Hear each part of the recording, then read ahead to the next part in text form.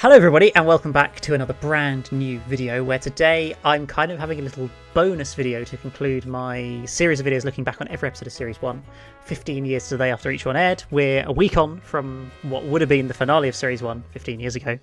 And so I thought it'd be a good opportunity to just have a little kind of overall chat, a look back at Series 1, the legacy it's left, our favourite episodes, favourite moments, just why in general it's such a brilliant and well-loved series by fans, I think. And so I thought I'd bring David on today to come and have a little chat about it. Hello David, nice to have you on here again. Lovely to be here. Thank you. It's great. It's great fun to just talk about a series which is, would you say this is one of your favourite series of Doctor Who? I don't know, but I think it's perfect. In my opinion, I'm not sure if it's a favourite. I just don't find any fault in it. Okay, so I would say expect a very positive video about Series 1 over the next few minutes. We're not coming here to slate it, and hopefully you guys are happy about that, because I think generally it's one of those series that has sort of stood the test of time to a fairly large extent. And just since it aired has been very warmly received and sort of just feel like it really brought the show back in such a great way.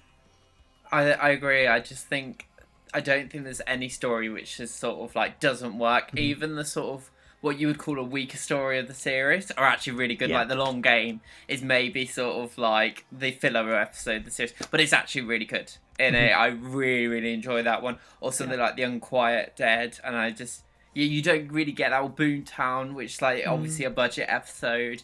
I think the stories are absolutely fantastic, and you look back at it and you think actually all of those work. And they fit really well together. Yeah, so. Exactly. So, did you watch Series 1 back when it aired in 2005? That's the big question. So, I started watching Doctor Who with World War 3. Okay. And I was just like, I think I've told you this before, I was just flicking through channels and I saw Slitheen running across Downing Street. And that was the first thing of Doctor Who I saw. And that I was pretty hooked. So, I watched all of them from that point onwards. And had a massive sort of... The Slitheen were definitely my favourite. Okay. I vividly remember Chris Eccleston regenerating. I like sort of thinking David Tennant and thinking what else happened there, sort of thing. And then I think it was around Christmas time the year after, so around the time of the Christmas invasion, where I got the DVDs for the first few episodes of Series 1, like the volumes 1 and 2. Yeah, I remember those, So I watched Rose, and I might have watched them on BBC 3, I don't know. But I remember watching The End of the World for the first time on DVD and being really frightened by the idea of it. Like, just by the trailer. The trailer really frightened me and I didn't want to watch it on my own. Oh, wow. So I remember watching those sort of like afterwards. But were you not traumatised by The Empty Child? I don't remember it. The only time Doctor Who has ever scared me, like even like the end of the world, sort of like watching it, I was fine. It was just the trailer that sort of scared me. The only time I've ever been scared by Doctor Who, well, the two times, is the first one was the Reaper eating the Doctor. I ran behind the sofa at that. Oh wow! That terrified me, sort of like in Father's Day, and then the other one was actually Listen. In Series 8, which I... Okay, yeah, no, I get that as well. But generally, I don't really get scared by Doctor Who. I've never found it that scary, so I can't remember what I thought of The Empty Child at the time. I can't remember thinking, like, oh, that's really scary. I love the sort of, like, when the gas mask comes out, Richard Wilson. Yes. That's an amazing sort of thing. I remember that. Making an impression on me. And watching it recently, like, I still think it's obviously that it's not amazing CGI, but it still, to me, reasonably stands out the test of time in terms of those visuals of just seeing those like eyes bulge and grow out of his and then the thing out of his mouth growing and things. Like, they're really effective and really creepy. I think it's really something that works so well. I don't know, when everyone talks about CGI, I find that quite difficult because I don't, like, I think that all the CGI throughout the series is fine, and I don't think, oh, that doesn't look real. Like, when the aliens are London, I think the spaceship in there, people think, oh, that's a bit gimmicky CGI. I think it's fine. I completely believe that that's a spaceship falling to Earth. Sort of thing. Yeah, I think it's just all about being able to suspend your disbelief, isn't it? For you, sort of how willing you are to just go. And I think particularly when you watch a lot of the classic series, you kind of have to just do that. Otherwise, you can't enjoy it. If you just sat there going, that looks awful, you're not going to enjoy the show. So, yeah, I think that's what it's about. For me, my first experience, I did watch, I know from what I remember, I joined halfway through Rose when I saw my mum watching it on the TV in like her room or something, and I wandered in and she was probably like, oh, there's this show called Doctor Who you might be interested in or something. And then I just remember sitting down on the bed next to her and like watching I think it was from about the bit where the Doctor's saying about the Earth spinning to Rose and that little scene, and I just remember sitting there and watching the rest of it from there. And as far as I can remember, I just watched it from there on. Yeah. So I saw, but it was about like a good 4 or 5 years before I actually saw the beginning of Rose. Just because because I remember I think we got the DVDs, like those volume sets. We got it for the finale, like the last 3 episodes, and I think for the Slitheen 2-parter and Dalek, like I think it was volume 2 and volume 4, but never got volume 1 and 3 for ages. And so it must have been like 2008 or 2009 before I actually saw the first 15 minutes of New Who, just because I just never ended up getting the DVD for it or caught a repeat or something. So that was a little bit weird. But I remember being like completely sort of captivated when the Doctor was narrating that final episode. Like it was just, for me as a 7-year-old kid, to see like this amazing character suddenly change into somebody else. It was just this bizarre, magical, impossible, exciting thing that was happening, and it kind of blew your mind almost, I think, as a 7-year-old, to see this. Yeah, your hero of the series is suddenly changing a different face. How is that even possible? What's going on? I mean, it was the finale, but it was. I think it was a great moment for me as a kid experiencing that. But I think, David, you've got a little bit of 2005 memorabilia to show us off today. Well, you gave me the subject for the video, and I was having a little think. I was thinking, oh, what have I got around? Like I got in 2005, and I managed to find some things which, like, to me, symbolise 2005 in the first series of Doctor Who. So the first one that we've got is like the Monsters and Villains book. Yeah. Which, like, they did a series of these. I think they did one for every series, which is just good. It says on the tin, going through all the monsters sort of thing and the stories that they've been in. Yeah. And it was probably my first sort of like first thing into classic Who. And realising that there's this big story behind it and all these different things. And I think I must have read this and like read the Silurians and the Sea Devil sort of thing, and then like thought, oh, that's really cool, and not really realising that I could actually watch that, and then like years later I've watched it. Do you know what I mean? Yeah, that's so cool. And so and seeing like there's bits about how all the model effects were done, which I loved. So I've always loved like model stuff, which I love from Series 1 as well. I don't think it's really done much after Series 1. There's a lot of model effects done in Series 1, which I think make it look really cool. So that was that was my first thing. And then my second one, I feel like a sort of show and tell on things at the moment. My second one, as people might know, I love my Doctor Who figures. And this was the first set of Doctor Who figures I ever got, which I'm pretty sure I got from some sort of home store like Debenhams or something. Oh yeah, Woolworths. Like something like that. And I remember going and getting it with my mum. And so like that's the 2 Daleks, and it's meant to be Christopher Eccleston. Apparently, it's not great, is it? It's not great, but I sort of love it at the same time. Yeah. And like we were talking for like having remote control Daleks, and that is the coolest thing in the world. I mean, like I'm pretty sure I had that set at the time as well. I got it for Christmas, and I just remember holding a control in my hand and making a Dalek move around. It was just the most amazing thing in the world, basically. It was just great. And then soon after, I think it's my birthday after that, like my friend bought me some more, and it sort of all just started from there. And then now I've got hundreds of them, and they're all around. But and those are the sort of things. And then there was just one last thing, which I think you've got as well. Yes, I do have my copy. Doctor Who Legend Continues. I'll have to grab it. Hang on. I'll get my copy as well. Should we grab it and we both put it up at the same time? We're not like... There we go. There we go. Very nice. Have you... Oh no, I thought that was a different copy then, sort of thing. No, I don't think so. I've got one of the like library covers on there because my mum works at the library. She bought one to put over it. It's not from the library, but she bought one to put over it to keep it nice. See, talking of the library, I've only actually bought that in the last few years, but I remember borrowing a copy from the library like so many times. Like, I would pretty much just go in, renew it, take it back, and then bring it back out again. Do you know what I mean? Yeah, exactly. So, like, exactly. I must have devoured that book. And, like, those just things just sort of remind me of 2005 and, like, sort of starting the show. And just really sort of noticing how much of it there was, even though we'd only seen this little part. Do you know what I mean? Yeah, just really opening up the kind of past and the history of the show to us, like, new fans of the time, with all these different things that make you realise that actually, although Doctor Who had started in 2005, actually there's a whole wealth of history and stories and things to learn and enjoy and experience, which we've obviously gradually worked our way through over the years since then. Yes. Which has been really cool. So, well, that was really cool. But yeah, let's have a little bit more of a chat about Series 1 as a series. You said it was basically it was a perfect series. So I don't want people's comments saying why it isn't as well. If you could, like, just pick out a few kind of factors or things you think make it the perfect series, what sort of like key things you think worked so well to make it a perfect series, as it were? Without putting you on the spot too much.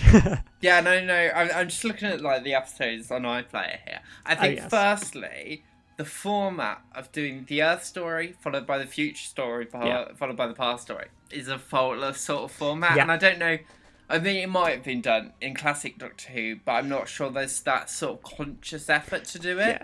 Yeah, I think it has been done, but I don't think it was intentional. And it was like, but that's like the framework of what like Doctor Who now sort of is. Yeah. And I think if you can see it in Series 11, I think it's in Series 5. Like everyone's sort of like when they're starting Doctor Who, that's what they now do. Yeah. I mean, Russell basically does it in every series. Yeah, and I think it absolutely stands the sort of test of time, and it sets up the show so well. Yeah, exactly. And so I think firstly that is a brilliant thing to do. I think the way that it uses Earth, because a lot of it is set on Earth. I don't think we go to any alien planets. No, it's only Earth or space stations. In Series 1, I think part of it is probably a budgetary thing, or just not wanting to stick to kind of things they could reuse or work with, or use Earth-based locations more so.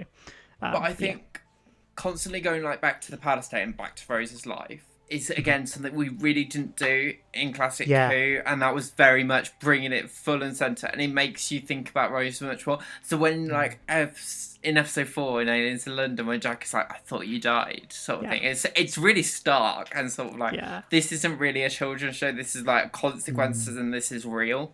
And then when it goes back to Boomtown, which I said, I absolutely love because how it examines everyone's relationships with Rose and Mickey.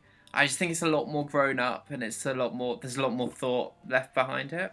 And it's just sort of smashing the social realism with the sci-fi, which always makes the best drama.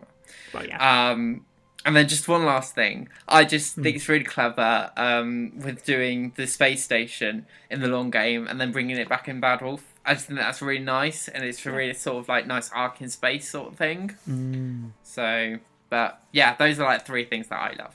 That's cool. That's cool. I mean, I totally agree with all of those things. Like the fundamental by sort of showing what the show can do in the first 3 episodes kind of just means that you can kind of engage every type of audience. People who are more interested in historical stories, it shows Doctor Who does that. People who like futuristic sci-fi, it does that. People who like more kind of Earth-based contemporary stories, it does that as well. It covers all bases straight away.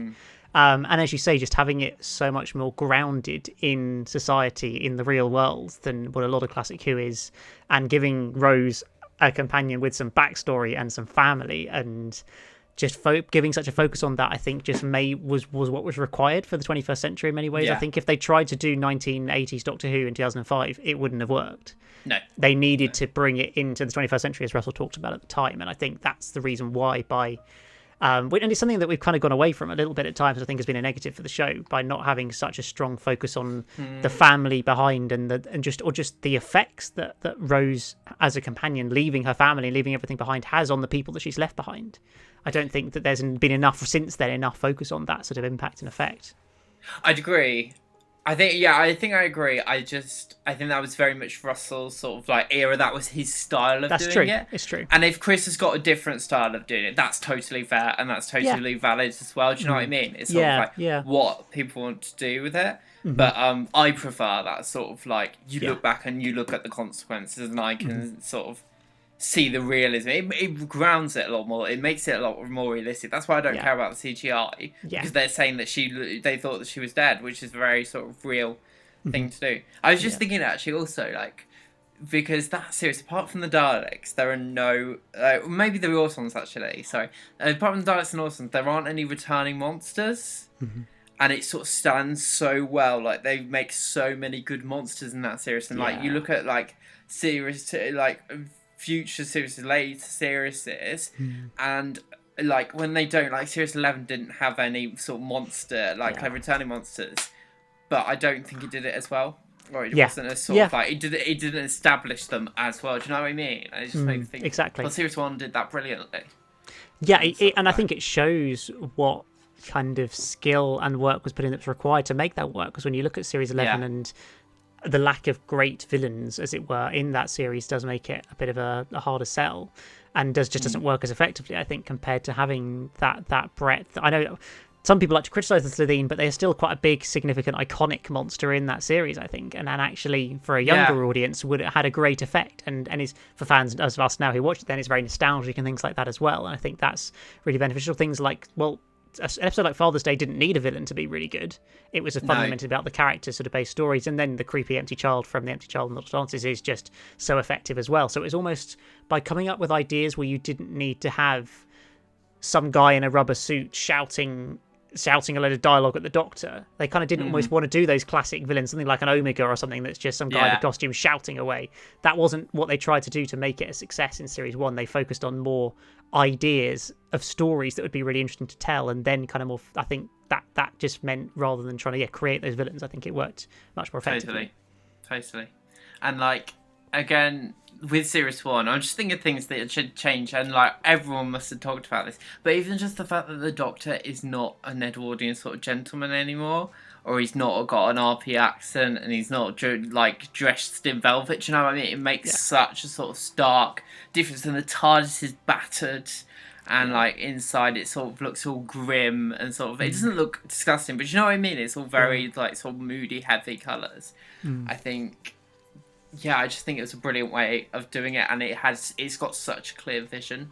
Yeah, for what exactly. The show is. Exactly, and I think it was so important as well to distance itself from the classic show in terms of showing that time had passed, that things had happened, and by Russell creating the whole idea of the Time War and the Doctor being the person in the Time War to destroy the Daleks and the Time Lords, and just adding that element of almost creating a reason for the gap in the show, for want of a better way of putting it, which I think then made it, rather than just sort of picking up with Paul McGann regenerating to Christopher Eccleston or something like that. And I watched an interview with Phil Collinson recently where they made it clear they never even considered having Paul in there again, because it just wouldn't have made sense to try and relaunch a show after 15 years with the guy there was before briefly at the start or something. It just wouldn't have been the way to do it, I think. So for me, one of the greatest strengths is having such a strong arc and development for the character of the Doctor in Series 1, and following on such a tight-knit journey that he goes through over those 13 episodes to reach that point of Passing of the Ways where he says, "I'm a coward, not a killer."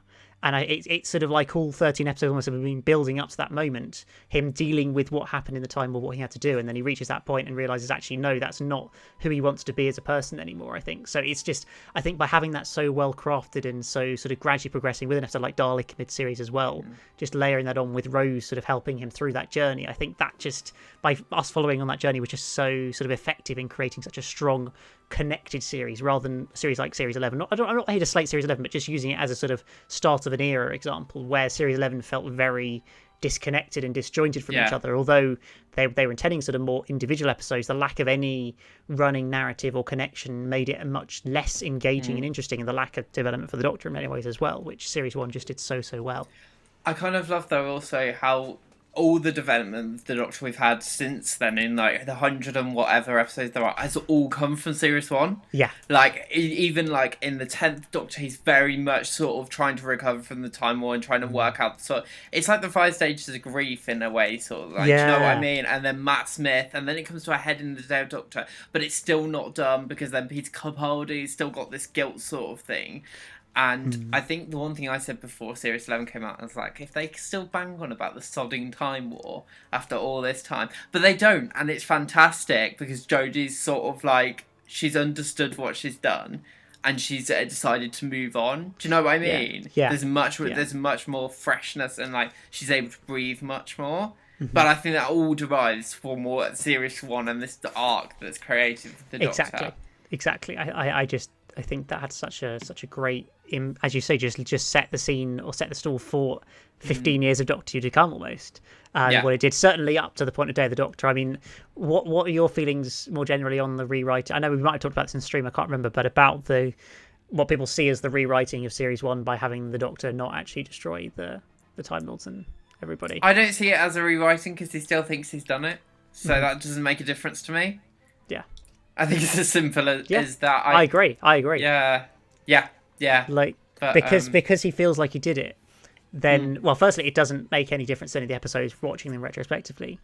But it also then means he still can go through that same journey because he's from the perspective of having done it. He's felt the experience of having done it at that point in his timeline because he has. And so although it was rewritten later on, he's still kind of in his head, he has done that and he's dealing with that point of view, I think. So, I always tend to think that there's not any major issues with it. And the story is about grief. His development is always all about his grief, which doesn't change if you think you've done something and you're convinced that you have. And like going on that, I think like the way that Series 1 has done the Bad Wolf theme as well, something which again is sort of just stemmed sort of throughout the show, tying the Doctor, especially in those first 4 series, tying the Doctor and Rose together, and then how it's brilliantly built back in the day of the Doctor. I just think that's a really nice sort of thing, which again I'm not sure the classic series did in that sort of way. I'm not sure if there are, like, apart from like things like the Key to Time arc or the Trial of the Time Lord, or even just the Nerve, the space station, there's not that sort of like, oh, we keep coming across this thing, and then they acknowledge it in Boomtown. He's like, those words are following me across time and space. You're like, we're in this, like, sort of thing. We're not just, I think that's great. Exactly. That's a great idea.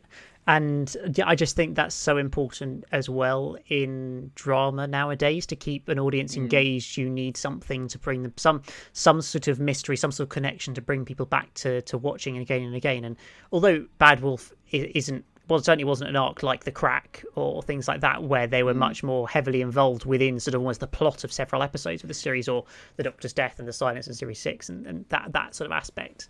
But I think just by having that initially, and you say laying the groundwork, it's just kind of, we keep coming back to that point of what Series 1 did was almost a template for what people have done since then, or something they've been able to build on since then. And without doing that series so well, we just wouldn't have got the brilliant storytelling and ideas and creativity, I think, in the same way that we got out of that, because it just set the show in such the right direction, where the TV movie, for example, probably wouldn't have necessarily set the show in the right direction. Not because it was necessarily bad, but I think it just, I know something that's been talked about a lot, it went the wrong way about telling new people what the show was, whereas like it takes half a series for the Doctor even to really say who he is or where he's from or things like that. It's very, Series 1 is so much about gradually explaining things to the audience of who the Doctor is, where he's from, all these Daleks, and introducing things in such a gradual way, rather than Episode 1 info dump. He's the Doctor, he's the Time Lord, here from Gallifrey, here was in the Time War, here's the Daleks, here's the Cybermen, and like the Master, just drop them all in here, there and now, which is what kind of the TV movie did, and why it probably didn't work so well. And then obviously throwing things in like half human and all that, but that's another matter. But I think just by spreading that over the course of a series, it made it much more easy to get into for a new audience who didn't know anything about this show. All you need to know is he's an alien who travels around space in a blue box, and that's what you learn in Episode 1 pretty much, and that's all you need to know to enjoy the show, I think. And that was so important that it was done in that way. Totally. And like, yeah, I think you're right. It's just such a good template for how we can do Doctor Who in the modern day, and also like the news channels that brought in, like Trinity Wells, the French newsreader, whatever. These people that constantly come up throughout those first 4 series. It's just another thing that wasn't really sort of acknowledged, that everyone else can see what's happening, and it is the end of the world, and sort of And so I love that sort of recognition that I could be like here, and like if a spaceship came overhead and the Doctor was somewhere else sorting it out, the news would report it. Do you know what I mean? There's just something about that, and it just makes it feel more real, I think. Yeah, and it's sort of that fascinating idea of, and you see it in like Aliens of London, where if there's a big alien invasion, what would we all do? We'd come and sit and watch it on the telly. Yeah, and it just makes it so real, and it's just like great Blue Peter, they're making a cake about it. Exactly, and you just know that is what would actually happen. I mean, if it would happen then, obviously it's a little bit different now. It's all about social media and stuff now, but like those things would really happen in real life if that was the case. And it's just it's just so human in a way, and it's so sort of like as you say, it's just what people would do. Exactly. Well, if you could pick your sort of 1 or 2 favorite episodes from the series. I'm really putting you on the spot here, but what would you say are kind of, for you, the pinnacle of the series, episodes-wise? I'm just looking at the list. Okay, actually, I don't find that, but I think The End of the World is fantastic. Mm-hmm. I might even rewatch that after this, actually. I think the whole story is great. Sort of, this isn't like how you sort of showcase the aliens to me, and my first sort of appearance of aliens, I'm like, wow, and it's overwhelming, but it's also just so normal. And sort of like you get Rose is a brilliant mouthpiece for the audience, and then at the end when the world explodes, it's really sort of harrowing. I think it's one of the best endings for an episode. So yeah, I love that one, and I really love Boomtown. I'm sorry, I think that sort of that sort of exploration of the characters inside it, like when the Doctor and Margaret go for dinner, I think it's great. I think that whole conversation. I love it. When he's sort of catching her out on the little sort of things when you can fling it with a poison dart and then he just catches it, and those great just little kind of moments they have is really, really great. And they're just talking about her execution. She says like, "You're me, my executioner." He's like, "Well, I'm not really, but also you've done all of these things." It's quite natural and just standard conversation to be having. There's nothing heightened about it. I think those two sort of, and even the comedy in her teleporting everywhere. Oh, it's great, yes. Or being the Slitheen sort of like about to kill somebody and then doesn't. Yeah. I just think that nothing about it is heightened or over-dramatized, but it's still really funny, it's really engaging, and it's very emotional. It's just very real. So yeah, those are my two. How about you? Okay. I mean, I feel like I'm picking... You kind of picked the less obvious choices, in a sense. Yeah. But I'm kind of picking the more obvious choices here. Having watched all 13 episodes over the last couple of months or so for various videos, one that struck me that I always knew I'd like but didn't kind of think it was one of my favourites of the series necessarily was Father's Day. And watching that one again, just the way... It's such an emotive story more than anything else. And just tackling for the first time, really having a companion go back and meet their dad that's passed away when he was a child, and going and saving her and changing history, and the whole idea of changing the past and the effect it can have when you go and interfere in that way. I've always loved that iconic moment where the Doctor goes up to the TARDIS, opens the doors, and it's empty. I just think that the imagery of that is... I was like, what? How's that possible? What? That's the TARDIS. How can it not be inside there? Like that you just knew everything was seriously bad when that happened. And then just the kind of gradual through the story as Pete starts to work out who Rose really is, what the situation really is, and just them kind of dealing with this idea of Pete meeting her grown-up daughter when he's also got her 2-year-old daughter there, and then of course reaching the climax when he decides the only way to save Rose, finally to be a good dad, as it were, was to go and get hit by the car and kill himself. And I just thought it's such a gut-wrenching story in many ways, and it's just such a well-written, emotional story. And the Reapers are in there. They don't necessarily need to be in there, but I don't think they take anything away from the story. I think it's just... No. It is one of those character pieces, really, that just works so effectively, I think, for Doctor Who. And it's made it even more exciting by the Reapers being there, and by there being a monster at the same time. Exactly. Yeah, that's such a great choice. Now I want to change my choices. But I would go with that, and I would go with the finale as well. I'm having watched it in the last week or two. It's one of my favourite finales of Doctor Who. Probably certainly in the top 2 or 3 finales. For the first part is the partly nostalgia, but I also think a really effective idea of having Big Brother, the weakest link, this makeover show, and it's just this bizarre dynamic of at the beginning of the story. The Doctor turns up on Big Brother, and we see him inside the Big Brother house. The Big Brother theme music's playing. It's almost like, have I turned onto the wrong channel? Am I watching Big Brother? I thought I was watching Doctor Who this week. And it's just, it must have been so confusing almost as an audience to tune into this. And though you see Chris Eccleston, you're like, but this is Big Brother. It's bizarre. There's no explanation as to why they're there, right? Not straight away. He just turns up in the sort of room where he then exits to arrive in the Big Brother house. And that's the first shot of the episode. And then the Big Brother theme music is the first music you hear in the story as well. And it's just like... so unexpected, I think. So that just things like that, sort of starting off the story in that way, building up the mystery, as you mentioned earlier, having the connection to the long game and linking it back into that as to what's going on is really effective. And having some genuinely dangerous Daleks as well, I think, is one of the key things. They're probably at one of their most threatening in Doctor Who, particularly in that second part. I was just thinking that, actually. Because of this whole idea that they hate their own existence because they're created out of sort of a bit of dead human is basically sort of the idea behind it. The Emperor Dalek has used bits of dead human to create Daleks. So they hate their own existence because they're not pure Daleks. And so it makes them more kind of deadly and destructive than ever because they hate their own existence. And so just seeing them go on to turn up on Satellite 5 and just murdering people left, right, and centre, it's just not really something you see that much in Doctor Who. No, And there's just so many of them as well. It's one of those. I think it's one of the only times where I believe how many Daleks there are. Do you know what I mean? It really sort of hammers it to you. It's like, wow.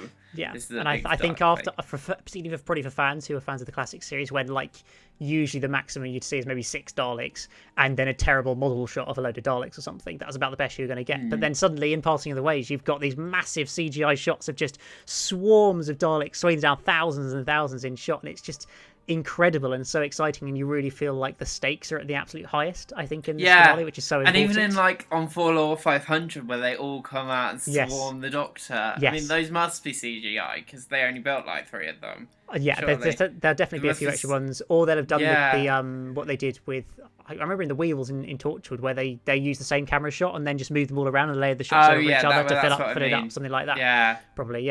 But it's great. It's great. It just I think just having it sort of, obviously it's the first finale in New Who, and I think it just introduces almost a new scale to what the programme's able to do in that finale by showing us so many dots and things like that. So as a whole, then topping that off with Chris's regeneration, which is just great all round, really. Like, I love that as a scene. It's so it's just so well written, so well delivered. It's perfect. It's such a great finale to the series. It's perfect. See, it's perfect. It is. To be fair. Right. Well. I want to just finish off this video because I know we've been talking for a while, but we've kind of covered it a little bit already, but just looking more generally at what effect Series 1 is. Firstly, how does Series 1 stand the test of time? Is it still as popular and still as well renowned and still as easy and fun a watch as it was back in 2005? And also, what effect has it had on the future of the show? I think the first thing to say, obviously, is if Series 1 wasn't a success, I would probably not be here talking about Doctor Who right now. No, I don't think any of us would be, because it would have bombed. It would have had 1, maybe 2 series, and that was it. And it would have just been, that show from the 70s. Oh, it had that failed reboot that no one ever really remembers, and that would have been it. But actually, it was a complete success. I think you can't really put how the impact of Series 1 into words, really. Not just in terms of Doctor Who and how, because I think it does stand the test of time. I think the episode is brilliant. I think Christopher Eccleston is a fantastic Doctor, and I'm so glad that if nothing else, he got to do a brilliant series in every single one of those episodes. When I watched them, I was always in joy. But in terms of industry, it created a television industry in Wales. I think that's fair to say. Yeah, exactly. There was nothing in Wales before they started filming this. No, and so, like, that's absolutely fantastic that one show can do that. It created a sort of business in itself in terms of the Doctor Who franchise, which is now everywhere.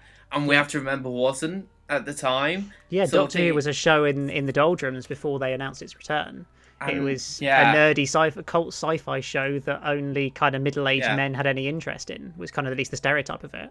And now it's such a franchise, and there's so many licenses, and it's just so big.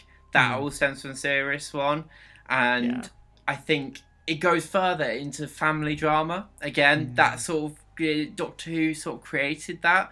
Again, coming back, because after Doctor Who, the BBC commissions like Robin Hood and Merlin, and ITV makes Primeval, and all of these Saturday night dramas, which aren't sadly done anymore, I don't think, to that much degree. But it really ignited that. And I'd argue that you wouldn't have sci-fi TV shows have rocketed in the last few years in terms of like Star Trek, like there's now Star Wars sort of TV shows, like even stuff like Alex Rider and that sort, which is a bit sci-fi, but you know what I mean? There's so much, and I'm not sure that would be as big if Doctor Who hadn't done it first, and if Doctor Who hadn't been revived, because there wasn't really sci-fi again. Sci-fi drama wasn't really done at that time, and that's fine because things go through periods where you don't do certain types of drama. It's fine. It's just like fashion. But I don't think in put into words how much of an impact that's made on what we now just class as normal and the standard. Yeah, and it was fascinating. It's worth a watch. There was a Phil Collinson interview for this Phantom YouTube channel where they've been doing lots of lockdown interviews with sort of various people working on the show over the years. I think it's a 2-part one. And one interesting thing I'd never heard before that he talked about was that when they were first sort of coming out with Doctor Who as a programme, returning it, that that BBC Worldwide weren't very confident about the show. They weren't really very positive, very interested in trying to bring it together, because they were, in their minds, there was only two types of show. There was Doctor in the Classic series, a like 5:30 tea time children's show, or there was a Watershed 9 p.m. adult drama. Yeah, there you go. And they wanted to do something straight down the middle of that, and Worldwide weren't really very confident that was going to work, or as an idea, it wasn't really going to be anything. But then other people from the BBC, who were very much behind Doctor Who, kind of got it made, got it through, and it proved to be a massive success. They almost created that middle ground genre of television drama that just wasn't really there before. It was either adult, children's. There wasn't anything that could cross the boundaries in the way Doctor Who has. And I just think that's where, as you mentioned, for wider TV, it's had such an impact. Yeah, and I think there's still more crossing of that boundary to be done, because even now I get frustrated in terms of like teen dramas or that something. I don't think there's enough, and I don't think there is enough family dramas. I think actually it's gone now to streaming. I think if I can think of a lot more shows on streaming services which are those sorts of family adventure dramas. But you know, that's just we'll see what happens. But and I think Series 1 has also set up the next revival, if that makes sense, because I think, I've said this to you before, I don't mean this in any disrespect to Doctor Who, but one day it will stop again, because that's how TV works. But I think it's in a much stronger position to come back, and I think we've proved that it can come back and be an enormous success.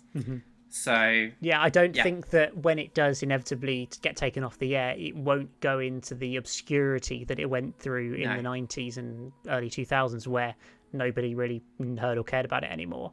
There will still be, I think, a much larger fan base in that period that will eventually facilitate it coming back sort of several years after that, and potentially off the back of somebody who joined the show in 2005 who's then become a writer and ready to sort of run the show off the back of that or something. I think that's a very feasible thing. Yeah, and that's another thing, like things like Doctor Who Confidential, like you see, you meet so many people who say, I was inspired by that to get into TV. Yeah, I'd say I was a bit. Like, that in itself is massive. I think we should say as well, like, even though we're saying all these positive things about how Series 1 did this, Series 1 impacted that, all that also stems from the classic series. Because it's not actually that much of a different show. Yes. It's just the way that it took all of those aspects and just turned them slightly to modernise them. Exactly. So we're not saying, like, the classic shows sort of didn't do this. No, absolutely not. The classic show was amazing, and the things they did to keep the show running, the risks they took through the various areas of the classic series, bringing in Troughton, going colour and going Pertwee on Earth, and just things like that. They kept on reinventing the show in different ways and retrying different things to make it carry on. And it lasted 26 years on TV in the classic series. So it did so much for the show. And obviously Doctor Who, well, it wouldn't have been the same, if it would never have come back if the first run wasn't a success, and it died out after a few years as well. So I think, we can certainly owe the fact we got a Series 1 to there being a classic series, but then those combined aspects will help the show will continue to help the show in the future, I think. Definitely. Long may it remain. Indeed. Even if we have to wait a while for another series of Doctor Who, sadly. Yeah, that's very true. That's why we're here to talk about old series, because we've got like 150 odd episodes of New Who now to talk about, as well as the whole classic Who. So we've got quite a lot we can always come and look back at, which is great. We can occupy ourselves. Exactly. Well, that's just about all I think we've got to say. Have you got any final thoughts or comments you'd like to make on Series 1 of Doctor Who, David? I just love it. I don't know what more to say than that. I think I've said everything that I felt. I agree. Yeah. It is a brilliant series. Guys, do let us know what you love about Series 1 down in the comments below. If somehow you hate it as a series, do tell us why. But I don't know how you could. Like, it's just great. So, I'm not trying to influence your opinion at all. But, let us know your thoughts in the comments below. As always, hit the like button and subscribe button. Thank you very much, David, for coming on to join me today. And hopefully we'll have you back on for another video soon, I'm sure. Please do. Been lovely. Definitely get you on. I hope you guys have enjoyed this one. And we'll see you again very soon for a brand new video. Goodbye. Bye.